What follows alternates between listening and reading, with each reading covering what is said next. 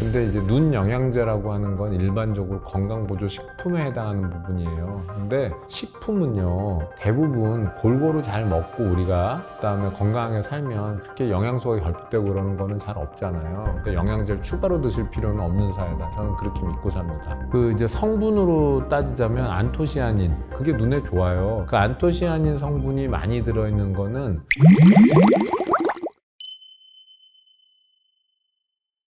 우선 눈 영양제라고 하는 것이 좀 복잡하게 나눠져 있어요. 우리가 이제 의약품이라는 게 있고 건강 기능 식품이 있고 또 건강 보조 식품도 있고, 근데 이제 눈 영양제라고 하는 건 일반적으로 건강 보조 식품에 해당하는 부분이에요. 근데 식품은요, 대부분 골고루 잘 먹고 우리가 그다음에 건강하게 살면 그렇게 영양소가 결핍되고 그러는 거는 잘 없잖아요. 그런데 어떤 특정한 질환이 있거나 그래서 흡수 장애가 있다든지 아니면 위암 수술을 받아서 좀 뭔가 잘 못 드셨다든지 아니면 실내 생활을 계속 한다든지 이런 경우에 그분들은 정말 영양제 잘 챙겨 드셔야 돼요. 근데 그렇지 않다면 저는 기본적으로 어떻게 생각하는 사람이냐면 약식 동원을 믿는 사람이에요. 그러니까 음식을 골고루 잘 드시면 우리나라는 영양 결핍이 돼서 영양제를 추가로 드실 필요는 없는 사회다. 저는 그렇게 믿고 삽니다. 그런데 내가 비건 요새 많잖아요. 그러니까 난 채식주의자다. 그래서 치즈나 계란이나 이런 거 잘 안 먹는다라고 하는 분들은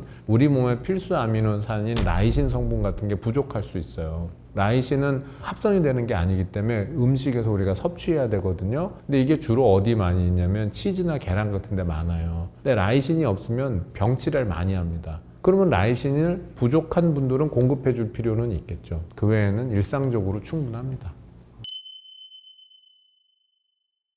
그 이제 성분으로 따지자면 안토시아닌, 그 성분을 사실 제일 중요하게 얘기를 합니다. 안토시아닌 성분은 우리 눈에서 망막에 색소 상피를 보호해주는 중요한 어떤 성분으로 연결되기 때문에 그런데, 그 안토시아닌 성분이 많이 들어있는 거는 과일의 꼭지 부분, 떫은 맛 나는 거. 그러니까 포도 껍질, 포도 알맹이는 달지만 껍질은 약간 떫잖아요. 그리고 감에서도 그 껍질과 나뭇가지가 연결되는 꼭지 부분, 거기에 나는 떫은 맛 같은 거 있죠. 그런 맛이 나는 게 타닌, 안토시아닌 뭐 이런 성분들인데, 그 안토시아닌들이 눈에는 도움이 좀 되는 건 맞고요. 그 다음에 실제로 아까 말씀드렸던 NIH 연구에서 나왔던 루테인과 지아잔틴을 같이 복용했을 때 습식 황반 변성 줄여주는 효과가 있는데, 그런 성분들이 많이 들어있는 게 우리로 치면은 결명자 그런 차고, 서양으로 치면 메리골드, 그것도 차로 해서 만들어 먹어요. 뭐 어려운 게 아니라 그런 거는 세계 곳곳에 오랫동안 있는 문화예요. 중국도 가면은 국화차라고 해가지고 국화 꽃을, 이파리가 아니라 꽃을 말려가지고 차로 만들어서 나옵니다. 그래서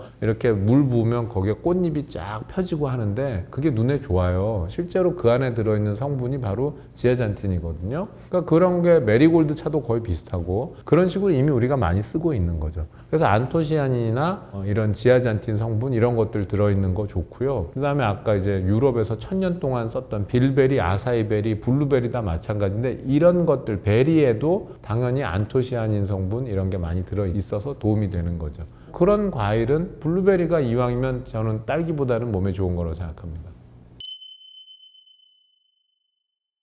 눈에 생기는 질환 중에 나쁜 것, 제일 무서운 거 당뇨, 그 다음에 황반변성 뭐 이런 것들인데, 그런 질환과 연관된 게 결국 고지방, 고탄수화물 이런 것들이요. 그 다음에 담배.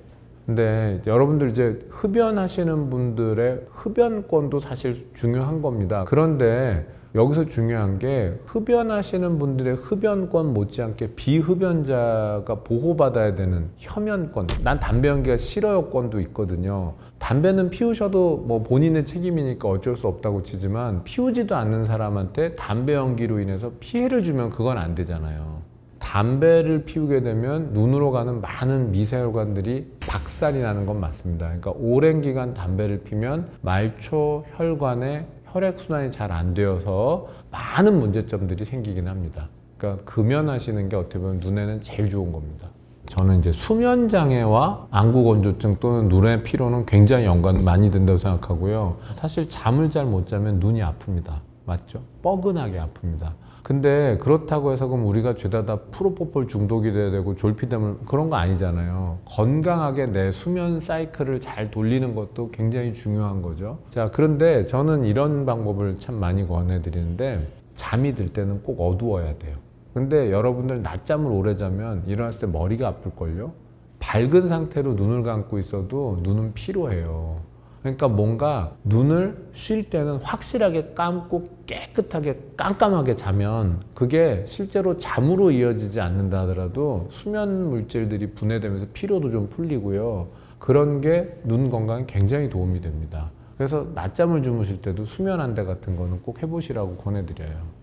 우리가 환절기를 겪고 있는 나라잖아요. 날이 더워졌다 추워졌다 하는 그런 계절이 바뀌는 환절기가 여러 번 있어요. 근데 우리 몸이 온도 변화에 적응하는 게 쉽지 않아요. 근데 생각해보면 여름에는 30도고 겨울에는 영하 10도잖아요. 이게 뭐 40도가 변하는 환경에서 우리는 살고 있는데 그 사이에 어떤 몸이 신체적으로 감당해야 되는 뭐 충격 흡수기가 필요하겠죠. 그럴 때 나타나는 증상들이 있는데 대부분 가려움증, 콧물, 재채기 같은 감기 증상들 이런 거 많이 겪는 거예요. 그래서 환절기에는 감기 조심하세요 하는 거죠. 그럼 환절기에는 눈이 당연히 가려울 거고 그럴 때는 그런 환절기 알러지가 반복되는 분들은 안약도 좀 쓰셔야 되고 많이 비비지 않도록 노력하셔야 되겠죠. 자, 그 다음에 겨울철에 새벽 기도 가다 보면 늘 콧물이 주르륵 눈물이 주르륵. 자, 그건 왜 그러냐면 눈에서 코로 내려가는 하수도가 좁아져서 그래요. 날이 추워서. 근데 마스크만 잘 쓰고 다녀서 코만 좀 따뜻해도